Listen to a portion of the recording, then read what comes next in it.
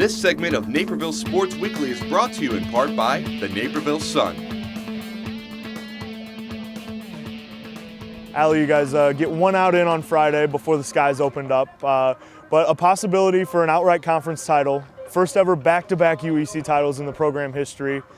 What is it that you guys have been able to make so much progress in your 3 years here as head coach? Coming in, softball wasn't really a popular sport for Waubonsie. We weren't really known for that. Soccer, girls soccer has always been huge. So coming in, I wanted to kind of change that and make a name for ourselves. We put a ton of focus in and practice, working on things we need to get better on. And I think before, that focus was kind of lost before I got here.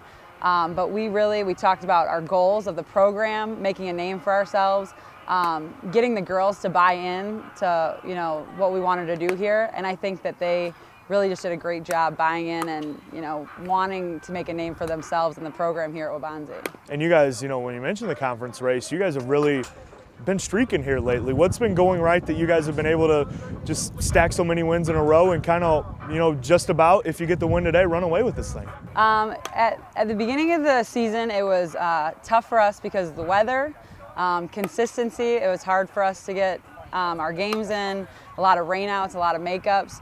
So we struggled with that. Being able to be outside was tough, and that's for all teams in the area. It was a rough spring for us. So it took us a little bit to get going. However, we kind of figured it out a little bit. And our biggest thing that we have been stressing in our practices is focusing on making them, it sounds bad, but making them as uncomfortable as possible in practice. That way, when they get into those game situations, they know how to handle it and what to do. You mentioned, softball not being one of the fortes, if you will, in the spring for Waubonsie here in the past. You played for this program. Is there a little bit of a sense of pride with that coming back to your alma mater? Yeah, definitely. I mean, the last time we won a conference championship was when I think it was my freshman year, so a long time ago. But definitely coming back to where I played at, it's tough because sometimes I want to get out there and play with them too. Like, this is a great team, great chemistry. Everybody is all in, every pitch, every game. And it's just, it's a small group. We have 11 on the team, and they're all dedicated. And it's awesome being their coach because, they want it just as bad as you do. So, for you guys in the circle, it's been Shannon Holman. And, that was kind of from day one last year. She kind of came in as a freshman, and she has single season records already in this program, and she's kind of picked up right where she left off. What is it about her approach, that she's able to kind of come in and put up the eye-popping numbers that she has in just a year plus? Shannon is a workhorse. You credit that to her and her family. The whole family is, all three girls are playing softball, and her parents instilled that hard work ethic into her. She pitches 6 times a week. And she has just come to work for us. Last year I was worried because she was a freshman and she hadn't had that experience. But I truly was lucky. The way she walked in and was able to handle the pressure, you don't see that very often from a freshman. And the amount of growth you've seen from her freshman to sophomore year, she's just learned how to, her and her catcher are on the same page now. There's not as many shake-offs. They know what good sequences with good batters. Her offense too she's batting 4 for me. She's just all around a well-rounded softball player. And it doesn't help that all my kids are smart too. They know how to play the game, and she's right up there with them. She's got the brains. She knows where to go, what's going on every pitch. You mentioned the workload, and that's the thing that kind of stuck out to me. I think it's, she's pitched in almost all but 3 of your guys' games this year. Go down to Tennessee, 4 games in one day, and you guys win all of them. Does it take a little bit of having to build a little trust between a pitcher and a coach to being able to put her out there so often? Yeah, and we played 5 games down in Tennessee in one day, and that was a long, long day.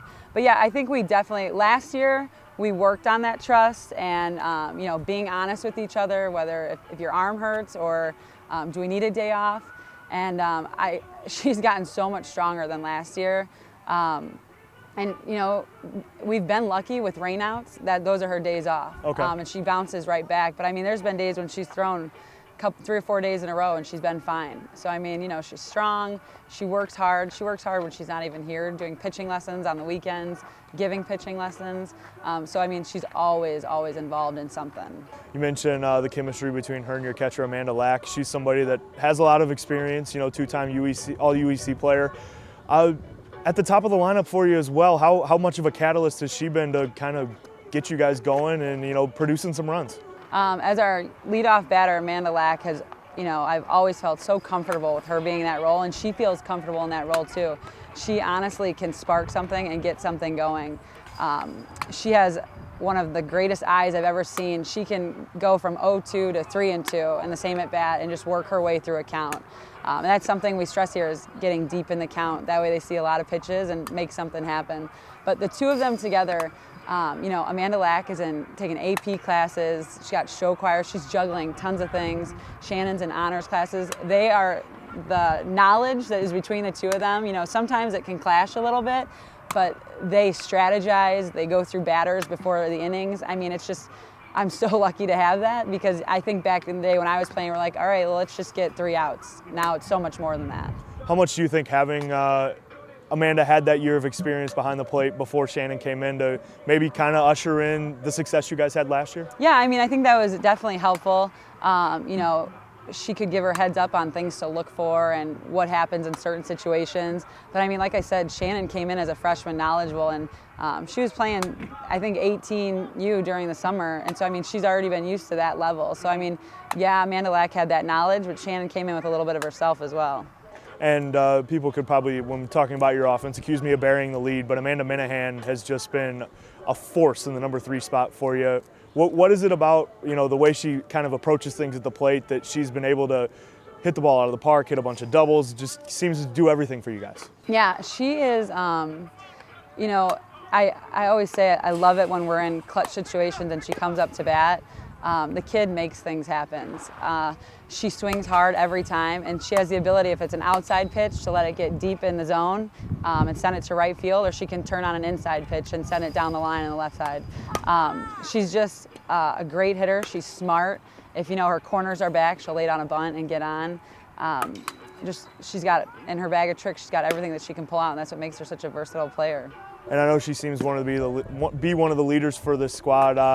Was she one of the catalysts in that? I know you guys had that pre-powwow for a team before the Mattia Valley game. Do you guys kind of maybe readjust here as we move down the home stretch? Yeah, she has a lot of pressure put on her shoulders. She's the captain this year, and anything that happens, she's kind of like the liaison between the girls and us, coaching staff. And, she's had some tough situations. She's had to work out, between players, between us and them. And she has done an amazing job. She has stepped into that role, and, she's a born leader. She does really well. We went down to Tennessee and brought a freshman with us, having dance parties on the bus, getting everybody to feel like they're welcome. And she just does a really good job of that. And she's signed to play at South Alabama next year. What do you expect from her at the next level? Oh my gosh, I'm so excited. I tell her I can't wait. At practices, she always come up to us with the rankings of her team, and I mean, she's so excited. So I know that whatever happens when she goes down there, she'll do well, whether she's playing in the infield or the outfield for them. Great things coming from that kid. The rest of this core, Amanda is a senior, but the rest of this core is still pretty young. You look at Lane Thresh, Kurth, Milena Kulos is another one that really sticks out. What is it about kind of being able for you? Is it a little bit of having to trust a lot of these younger players, with the varsity spot? Yeah, I always stress to my older kids, my seniors, I tell them this every year, that it's their job to show the younger kids the way. If we want to get something started here at Waubonsie, pride in our program and getting people to know our name, that we've got to show the younger kids the way. That way that tradition carries on. And I think that the older kids have done a great job of that, whether it's having huddles before games, getting everybody refocused, or meeting in the stairwell and talking about things that aren't going right. The older kids have just done a great job showing them the way. And that's what we ask of them. A couple fun games that you guys have had this year, at least fun for us to watch. I don't know how fun they were to coach, were those Nequa games. A lot of late run situations. What was it like kind of being involved in a couple games like that as a coach within a week? You know, it's great to be involved in those games. Nobody likes a blowout. It's games like that where everybody is in on every single pitch and focus. The way that we come back and never give up is something that, you know, I always praise them for after games. Nice job, you know, we didn't give up. This team should never give up. We have a great offensive lineup, 1 through 9, and anybody can do damage at any time.